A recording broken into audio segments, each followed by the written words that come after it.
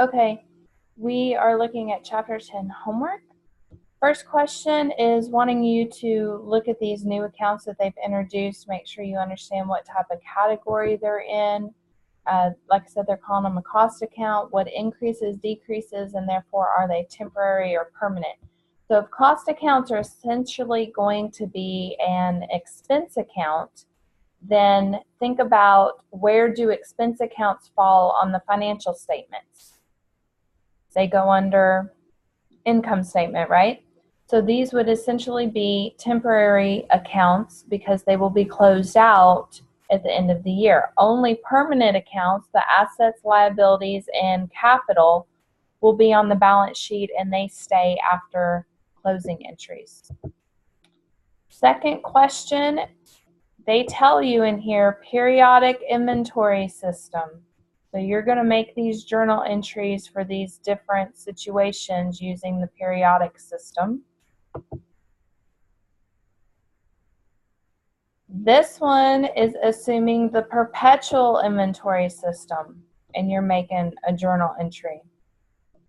And they tell you how much the discount is. So you'll have different accounts. You won't use purchases and purchase discounts under perpetual.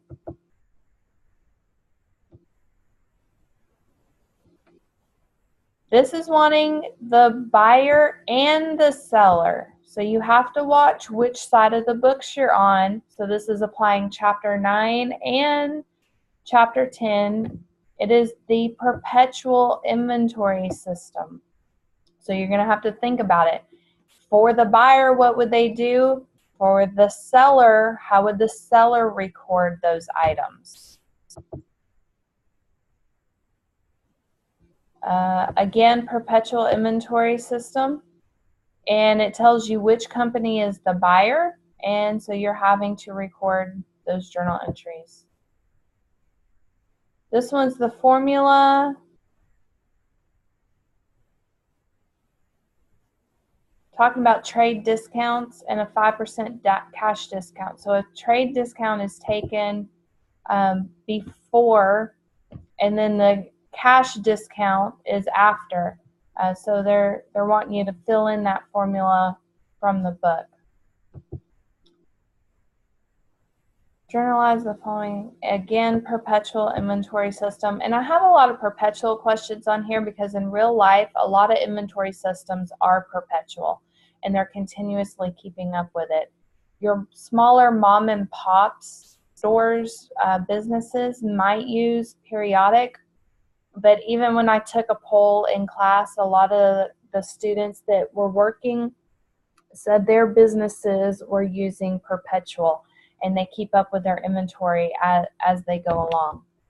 And so more journal entries to practice on perpetual.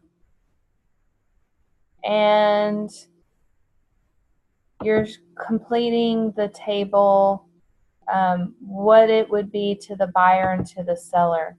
So when you look at this, sales to the seller, what would it be to the buyer? And it looks like it's going to go on a periodic, and that's what it tells you up here, a periodic system. So if it's a sell on the seller side, what is the buyer doing? Well, they're making a purchase, right? Sales, returns, and allowances would be what to the buyer. And so it's trying to get you to think on both sides of the box. And this is more journal entries, and we are doing the periodic system.